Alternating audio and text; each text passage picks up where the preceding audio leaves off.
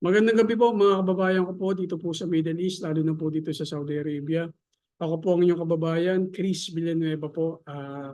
Maraming salamat po sa mga sumusuporta po sa akin at ngayon po medyo almost 100 na po yung mga followers ko at meron po akong mga videos na umabot na po ng almost 2,000 po. May dalawa na ako ng videos na 1,000 views na po yung umabot. At yun din po, may mga bashers na rin po ako, medyo nakakatawa, may bashers na medyo, ibig sabihin po noon, nanonood po talaga sila ng mga pinupost ko pong mga video. Although hindi ko pa po pinapatuloy yung mga bashers, pero okay lang po yun. Normal lang po, hindi naman po ako napipikon. Kaya na po natin i-handle po yan. Anyways, puntahan po natin yung pinaka gusto ko pong i-discuss po ngayon. Yung tungkol po sa nangyari po kay Bato. Kay Bato po, medyo strike 3 po siya sa akin ngayon eh. Yung unang strike po niya, pinagbigyan po natin. Tapos yung pangalawang strike niya, medyo parang off na kasi mali na po siya. Tapos minamali, kumbaga parang proud pa siya sa pagkakamali niya. Yung pangatlo, talagang maling-mali na po siya. Yung unang strike niya po, kung naalala niyo po, nag-share po siya ng ng AI video po sa ano po niya, sa Facebook account po niya. So yung AI video po na yun, meron pong tungkol po yun sa merong kabataan na tinanong, isang bata po na tinanong kung pabor po ba siya sa impeachment na sinasampa kay BP Sara. Sabi ng bata, hindi siya pabor kasi marami pang mga dapat asikasuhin sa bansa dahil marami pong problema. At bakit kung titignan po yung mga problema, kung aakusahan lahat ng mga may, kumbaga parang may mga ganong alleged corruption, bakit selected lang? Tama naman po, tama po yung narrative ng bata po na yun. Kaya lang, hindi siya totoong bata eh. AI video po siya eh. So yung mga narinig yung pong narrative doon sa may batang kunyari na ini-interview po sa palengke, ano rin po yun, narrative din po yun ng mga pro-DDS. Ang ginawa lang po nila para mas malinis, ginawa po nilang AI. Parang yung AI, hindi po totoong tao po yun. Pero napagkamalan po ni Senator Bato at saka ni Baste at saka yung mga ano po niya, yung mga blind supporters po talaga niya, na akala po nila totoo po yun. So, share po nila yun. So, maraming mga followers po nila ang nag-captured po nun na share din po sa mga ano po nila, Facebook page po nila. Makikita mo pa rin po yan sa mga kaibigan ko po, nakikita ko pa rin po yun. Hindi, without knowing na, ewan ko po ba, kung naintindihan po ba nila yung pinost po nila na fake video po yun, AI video po yun. So kung hindi pa po nila tinatanggap yun, ganun po talaga siguro kasi yun po yung paniniwala po nila eh. Kahit na sabihin po natin fake video po yun o AI video po yun po kasi yung ano po nila, yung narrative po nila, yun po yung stand po nila. So wala po tayong magagawa po doon. So parang binago lang po nila yung mga yung mga fake video ba. Kasi ngayon yung mga fake video po tinatanggal na po sa TikTok, tinatanggal po sa YouTube, lalo na po sa X, and sa Facebook po medyo may fact checking na po sila. Tama po 'yun. So ngayon naman po nagbabago po yung trend. AI video naman po yung ginagamit. So makikita mo talaga yung propaganda, nandiyan pa rin po both side po although may nakita rin po akong same AI video na pares din po ng mukha ng mukha ng kabataan na shinare ni Bato, pabor naman po sa government. So pares lang po. Meron pong mga ganung mga propaganda sa government and then anti-government po, which is yung mga DDS naman po. Yung strike 2 naman ni Bato, alam naman po niyang AI na po yun, hindi po siya humingi ng sorry. Dapat nang humingi siya ng sorry kasi marami po siyang followers. Yung mga followers po niya, sabi nga po ni Attorney Panelo, karamihan po dyan, mga blind followers po. Kumbaga parang wala na po silang nakikitang mali sa Duterte o mali sa sinasabi ni Sara. Talagang kung ano yung sinabi ni Sara, susundin nila, o ni Duterte susundin nila kahit na may mali, kaya nga tinawag na blind supporter. So dapat pag-admit niya ng AI yun, dapat inadmit na lang niya na mali siya. Dapat tinake out na lang po niya sa Facebook niya. Facebook page niya. Pero proud pa rin po siya eh. Medyo parang hindi yata tama kasi mali na nga, proud ka pa, di ba? Dapat pag mali na, hingi ka sa pasensya, take out mo na yun sa page mo kasi dakalat pa yun eh. Parang purveyor of fake news po dating po nun, di ba po ba? So yung pangatlo naman po, dito ako natawa ako, pinost ko to sa My Day ko po yan, pinost ko po yata a couple of days ago or yesterday. So, nang pag-post ko po sa kanya, nakalagay po doon pang something na para mag-alab yung ating pag-alab ang ating pagiging makabayan, kailangan daw tayong pakantahin ng 1,000 na bayang magiliw. Yung pagbabasa ko noon, talagang napaano ako sa ulo ko eh. Sorry, hindi ko maano eh. Napahawak ako sa noo ko kasi si Bato hindi naman po ano yan eh. Hindi naman po sabihin natin hindi mahina yung utang ni Bato kasi may PhD rin, tsaka may master po yata, tsaka nag-aaral sa Philippine Military Academy. Alam naman po natin na hindi basta-basta po yun paaralan. Karamihan po sa PMA, mga scholar po ng bayan po yan. So parang UP ang dating po yan eh. Ganun, parang talagang, pag UP po dating yan, ginagasasan po ng gobyerno yan. And yet, yung simpleng, yung ano ka pa lang po, yung elementary ka pa lang po, kinder ka pa lang po, tinuturuan ka na kung paano awitin yung national anthem po natin na lupang hinirang, hindi po bayang magiliw, nasabi po ni Bato. Kaya lang, di ko pa po narinig kung kung ano po ba, kung nangingi po siya ng sorry sa doon. Usually naman, di po na mangingi si Bato ng sorry. Talagang proud po siya.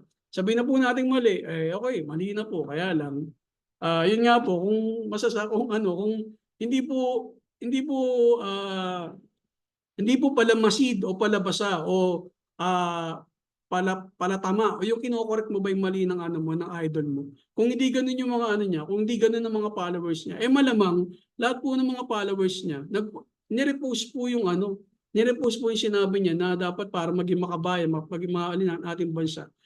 Paawayin natin ng 1,000 bayang magiliw. O kung ilang tao yung mga followers niya na hindi marunong mag-correct, ano po yun? I-share din po yun. So yung mga batang nakakarinig po nun o nakakabasa po ng post niya, ang iisipin po nila, pamagat po ng lupang hinirang, yung national anthem po natin, bayang magiliw. Hindi po siya nagiging leader by example po ba? Hindi po siya nagsiset ng high standard para sa mga followers po niya. Dapat kahit paano po, since may pinag-aralan po si Bato, mataas po pinag-aralan niya, lalo na po, nasa senador na po siya, two-timer eh. Two-timer na senador na po siya, galing po siya sa pagiging chief general o chief PNP director ng ating bansa. Hindi po ganun kababaw yung pagkakaalam po niya sa national anthem po natin. At mataas nga po yung pinag-aralan po niya. Mataas po yung posisyon po niya sa ngayon. Dapat nagtuturo po siya ng tama, hindi po siya nagtuturo ng mali. Kasi alam mo naman, ang Pilipinas po, sabi nga po nila, di ba, meron po tayong ano po ba yan, yung comprehensive, illiterate, parang ganun, parang illiterate comprehensive something, nakalimutan ko po tawag. Sandali, titignan ko po kung para hindi po tayo magkamali. Alam ko illiterate yun. Illiterate.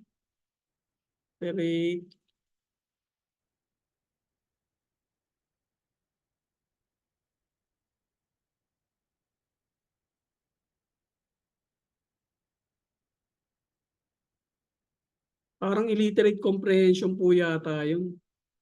Parang illiterate comprehension po. Marami po sa atin yung nakakapagbasa pero hindi po naiintindihan po yung binabasa. So yung po yata yung functional illiteracy. Yung po yung po sa atin ngayon. Sa mga nag-graduate po natin ng mga K-12 na marami po nakagraduate po ng high school na may problema po din yung functional illiteracy. So yung po yung kay Bato po. Yung second po yung kay yung pinaka-latest po na balita po kay Sara Duterte. Ito po yung headline po ng GMA News Online po. Bagong-bago lang po ito, 7:55 PM po. Sa Pilipinas po ito. Sa Saudi kasi 6:39 PM na. So late na po tayo. Sabi po rito sa headline po ng News Online, GMA News Online, yung ombudsman po daw directs BP Sara and 9 others to answer confidential fund RAPs.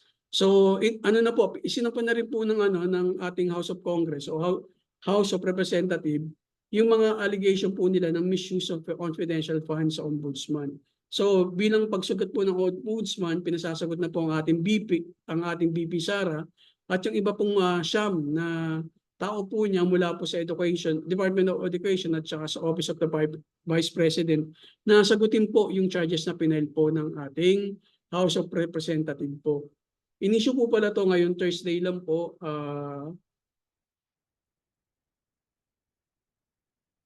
Binibigyan lang po si Ating Bisa ng 10 araw para sagutin po yung kaso na isinampa po sa kanya ng House of Representatives. So bukod po sa impeachment, meron pa pong sinampang kaso po sa kanya, yung issues of public funds po o yung confidential funds sa ombudsman. So ang alam ko meron pa pong sinampa po sa kanya, sasampa po sa kanyang kaso sa court naman po. So either of the three po, wala po si Sara, impeachment, ombudsman, o sa lower court po. Talagang nandun na po yung attack po sa kanya. Wala po tayong magagawa po doon. Ganito po talaga yung pakikinig sa Pilipinas eh. Lalo na po kapag medyo yung vice presidente threat sa presidente at yung vice galit po sa presidente. Kumbaga parang ganun po ba?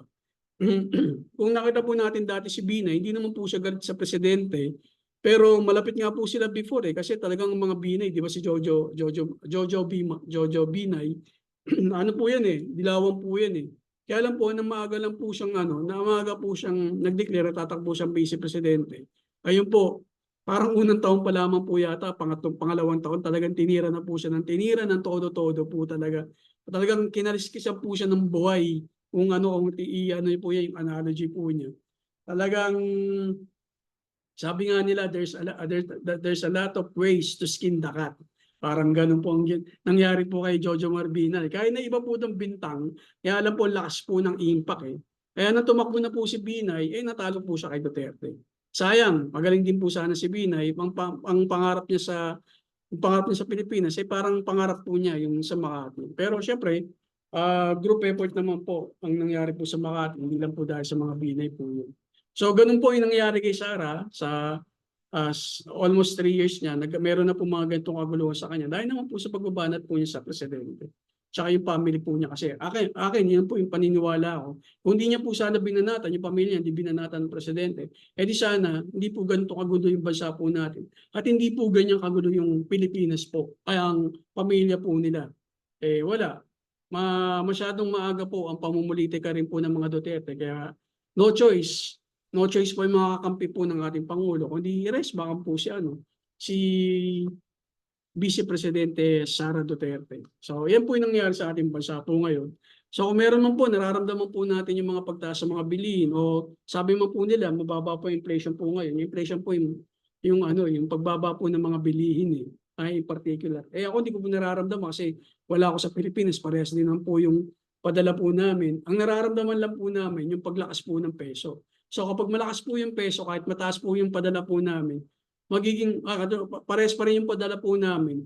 Pag dumating po sa Pilipinas yun, mababa po yung palitan kasi mataas ang strong yung peso Pag strong ang peso, weak ang dollar, mababa po yung palitan ng palitan po ng dollar. So mas ramdam po namin na pag maganda po yung ekonomiya na strong yung peso. At ramdam din po ng family po namin yan kasi nababawasan po kahit paano po yung mga padala po namin. So yung mga nagtatanong po tungkol po dito sa gitna sa langan, kung ano na po yung lagay po namin dito, in particular po sa Saudi Arabia. Sa Saudi Arabia po, naka-red alert lang naman po ito Siyempre po, dinadaanan po ng missile Hindi po yung pinakalabong sky ng Saudi Arabia. Masyado po itong malaki, parang doble po yata ito ng Iran o doble yung Iran ng Saudi Arabia. Pero ganun pa man, hindi po ito yung pinaka-target ng Iran. So ang pinaka-target niya, Israel. So madadaanan po nun, Jordan, Lebanon,